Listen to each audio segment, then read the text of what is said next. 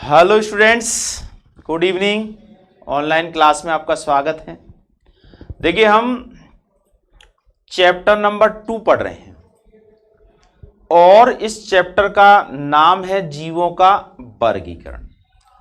इस चैप्टर के अंदर हमने R.H. व्हिटकर नाम के वैज्ञानिक के द्वारा प्रस्तावित 5 जगत वर्गीकरण के बारे में पढ़ा, लेकिन कुछ ऐसे जीव भी हैं जो इस 5 जगत वर्गीकरण में शामिल नहीं किए गए हैं। इन जीवों में वायरस, विरोइड, लाइकेन ऐसे जीव हैं।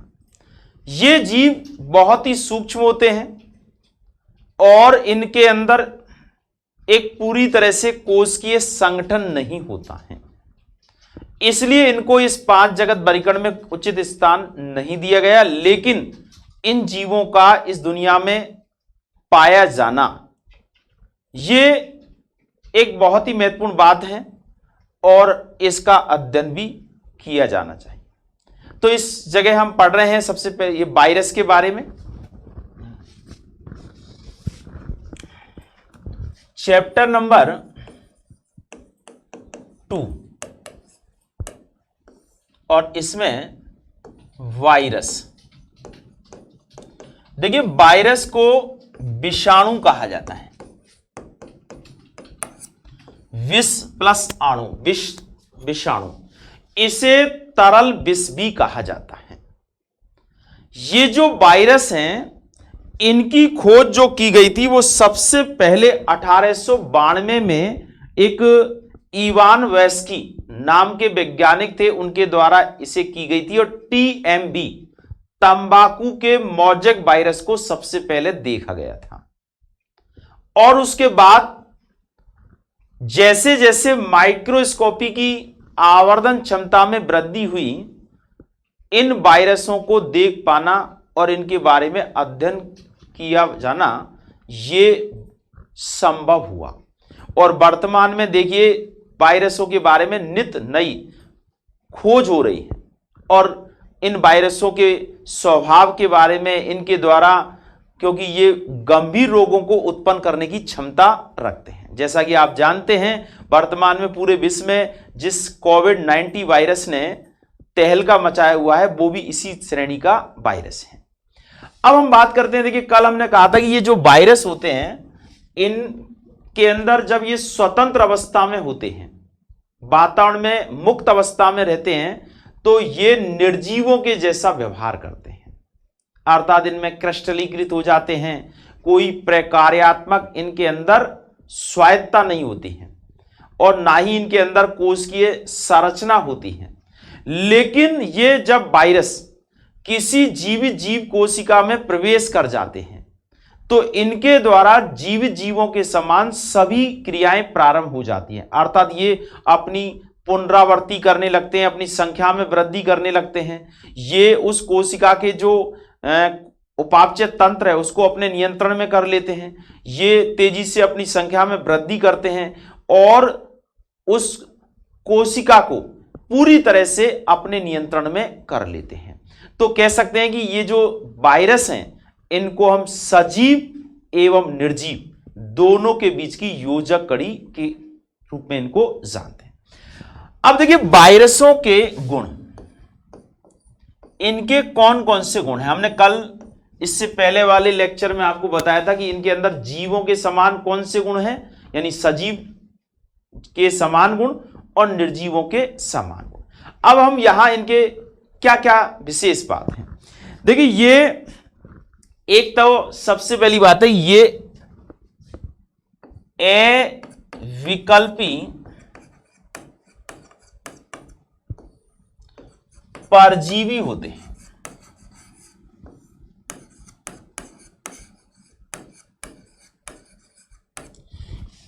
यानी ये स्वतंत्र अवस्था में पड़े जरूर रह सकते हैं, लेकिन वहां निर्जीवों के समान रहते हैं।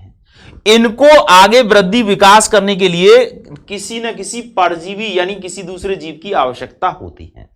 तो ऐसी स्थिति में ये क्या होते हैं, ए विकल्प, इनके पास कोई विकल्प नहीं है परजीवी जीवन के अलावा, तो ये दूसरे पर ही आश्रित रहते हैं।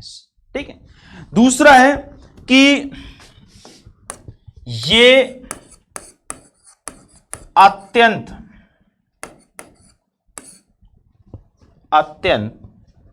सूक्ष्म होते हैं। देखिए, अत्यंत सूक्ष्म का मतलब ये जो जीवाणु वगैरह होते हैं उनसे भी सूक्ष्म होते हैं। जीवाणु, जो फिल्टर पेपर होता है जिससे जीवाणु को पृथक किया जा सकता है, अगर हम उस जीवाणुवीय फिल्टर पेपर के द्वारा भी इनको पृथक करना चाहें तो ये पृथक नहीं हो पाते हैं, यानी उसमें से भी ये छन जाते हैं। तो ये बहुत ही सूक्ष्म होते हैं। इनमें केवल एक ही प्रकार का न्यूक्लिक अम्ल होता है। देखिए, एक ही प्रकार के न्यूक्लिक, पहली बात तो आप जानिए कि न्यूक्लिक अम्ल कितने प्रकार के होते हैं। तो न्यूक्लिक अम्ल जो होते हैं वो दो प्रकार के होते हैं, एक तो होता है डीएनए, एक होता है आरएनए। डीएनए का पूरा नाम है डीऑक्सी न्यूक्लिक अम्ल और आरएनए का नाम है राइबोन्यूक्लिक अम्ल। अब जो विकसित जीव होते हैं उन सब में क्या होता है, डीएनए भी पाया जाता है और आरएनए भी पाया जाता है। डीएनए का काम होता है आनुवांशिक पदार्थ के रूप में और आरएनए का कार्य होता है प्रोटीन का निर्माण करने वाला। लेकिन ये जो वायरस होते हैं इनमें दोनों में से एक ही पाया जाता है, या तो पाया जाएगा डीएनए या फिर पाया जाएगा आरएनए। दोनों एक साथ उपस्थित नहीं होते हैं। ये जो अधिकांश जंतु वायरस होते हैं उनमें डीएनए न्यूक्लिक अम्ल होता है और जो पादप वायरस होते हैं उनमें आरएनए होता है, पर दोनों एक साथ कभी भी नहीं होते हैं। तो हम कह सकते हैं कि इनमें केवल एक ही प्रकार का न्यूक्लिक अम्ल जो है वो पाया जाता है। अब देखिए, इनके शरीर पर यानी इनके न्यूक्लिक अम्ल के चारों ओर प्रोटीन का आवरण होता है जो इनके इस न्यूक्लिक अम्ल को प्रतिकूल परिस्थितियों से बचाता है। यानी एक तरह से ये प्रोटीन का जो आवरण होता है ये प्रोटेक्शन करता है। यही कारण है कि जिन रसायन पदार्थों के द्वारा हम जीवाणुओं को नष्ट कर सकते हैं उन रसायन पदार्थों का वायरसों पर कोई प्रभाव नहीं पड़ता है। क्यों? क्योंकि ये प्रोटीन आवरण जो है इनको नष्ट होने से बचाता है। तो कह सकते हैं इनमें न्यूक्लिक अम्ल के चारों ओर प्रोटीन का बना आवरण, इसको कहते हैं कैप्सिड, हिंदी में कहते हैं पेटिका। प्रोटीन का बना आवरण पाया जाता है। ये जो प्रोटीन का बना हुआ आवरण है ये छोटे छोटे अंशों के द्वारा बना होता है, भागों के द्वारा बना होता है। तो इनको हिंदी में कहते हैं पेटिकांश और इंग्लिश में कहते हैं कैप्सोमियर्स। तो कैप्सोमियर्स जो होते हैं वो कैप्सिड का निर्माण करते हैं और ये कैप्सिड जो होता है ये एक प्रोटेक्शन लेयर होती है जो आसानी से इनके न्यूक्लिक अम्ल को नष्ट होने से बचाती है। ठीक है। इनमें उपापचय क्रियाओं के लिए प्रकार्यात्मक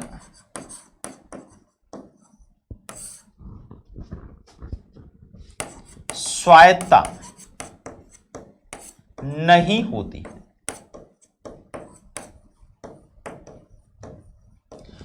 इनमें उपापचय क्रियाओं के लिए प्रकार्यात्मक स्वायत्तता यानी खुद की खुद काम करने की क्षमता नहीं होती है। जैसे क्या होता है कि खुद में कोई क्षमता नहीं है, लेकिन जब ये किसी कोशिका के अंदर ये वायरस का न्यूक्लिक अम्ल पहुंच जाता है तो वह उस कोशिका के सारे तंत्रों को अपने नियंत्रण में कर लेता है और अपने जैसी प्रोटीन का निर्माण करने के लिए प्रेरित कर देता है।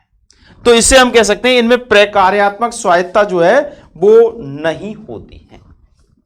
ठीक है, इन्हें आप नोट कर लें। अगला आता है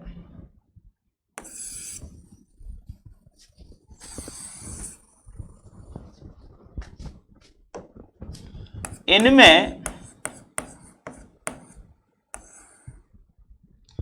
प्रतिकृति करने की बहुत ही तीव्र क्षमता होती है।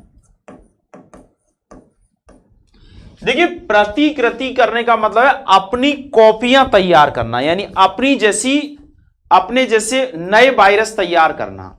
तो इन वायरसों में यही बहुत विशेषता होती है कि मतलब एक वायरस भी अगर हमारे शरीर में या किसी जीव के शरीर में प्रवेश कर जाता है तो बहुत कम समय में अपनी संख्या में वृद्धि कर लेता है। यही तभी तो ये कोविड-19 वायरस के बारे में कहा गया कि भाई अगर एक वायरस भी आपके शरीर में किसी भी तरह से चला गया, किसी ने कोई रोगी व्यक्ति और उसने छींका खांसा और वो वायु के अंदर वो वायरस आ गया और वहीं पर आपने सांस ली, आपके अंदर वो पहुंच गया तो बहुत तेजी से वृद्धि कर लेता है और आपके शरीर के विभिन्न अंगों विशेषकर फेफड़े को खराब कर देता है। तो ये वायरस जो होते हैं इनमें बहुत ज्यादा तेज गति से प्रतिकृति करने की क्षमता पाई जाती है। ये एकोष्कीय होते हैं।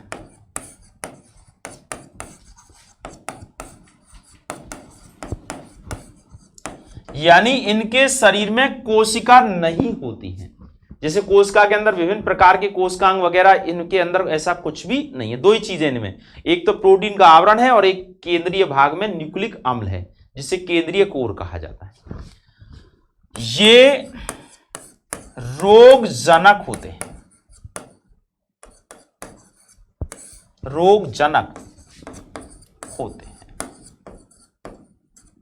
रोगजनक होने का मतलब है इनके द्वारा रोग पैदा कर दिए जाते हैं, यानी वायरसों के द्वारा अलग अलग तरह के कई तरह के रोग पैदा किए जाते हैं। सामान्य जो जुकाम होती है वो भी वायरस जनित रोग है, एड्स भी वायरस जनित रोग है और हेपेटाइटिस बी ये भी वायरस जनित रोग है, यानी कई चेचक है ये भी वायरस जनित रोग है।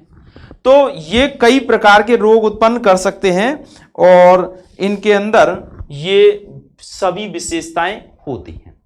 अब हम बात करें वायरस की संरचना। वायरसों के गुण पता चल गया तुम्हें कि वायरस है क्या चीज है। और वैसे इस समय तो देखिए वायरसों के बारे में बहुत ज्यादा कह सकते हैं चर्चाएं हो रही हैं हर जगह। वायरस किस तरह से बढ़ रहा है, इसके क्या रूप बन रहे हैं, क्योंकि ये बहुत जल्दी अपने रूप बदल करके नए नए तरीके के वायरसों में परिवर्तित हो जाते हैं और ये कई आकार आकृति के होते हैं। जैसे कोई ईंट जैसी आकृति का है, कोई एक तरह से गुच्छेदार आकृति का है, कोई छड़ जैसी आकृति का है, तो वो इनके अलग अलग प्रकार होते हैं। लेकिन सबसे ज्यादा जिस वायरस के बारे में जिसको देखा जाता है वो है बैक्टीरियोफेज, जीवाणुभोजी वायरस। उसकी संरचना के बारे में जाना जाता है। तो अब हम पढ़ेंगे वायरस की संरचना।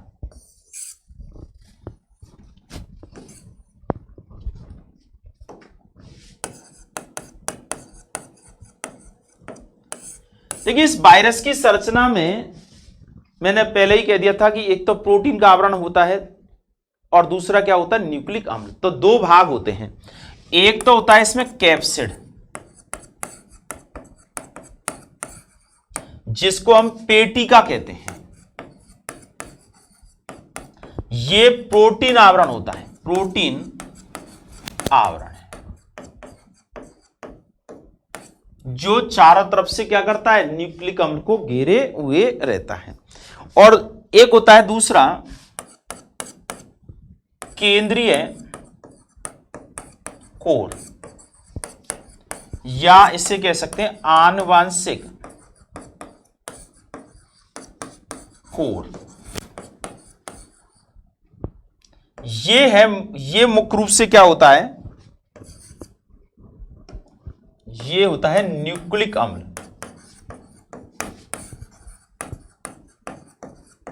जो कि या तो डीएनए होता है या फिर क्या होता है, आरएनए होता है।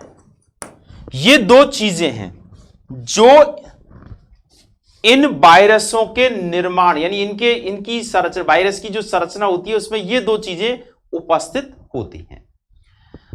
अब आता है तो इसके बारे में, और जैसे कैप्सिड किस प्रकार से होता है, केंद्रीय कोर क्या होता है, तो इसके बारे में हम कल फिर एक बार बात करेंगे, यहीं से स्टार्ट करेंगे।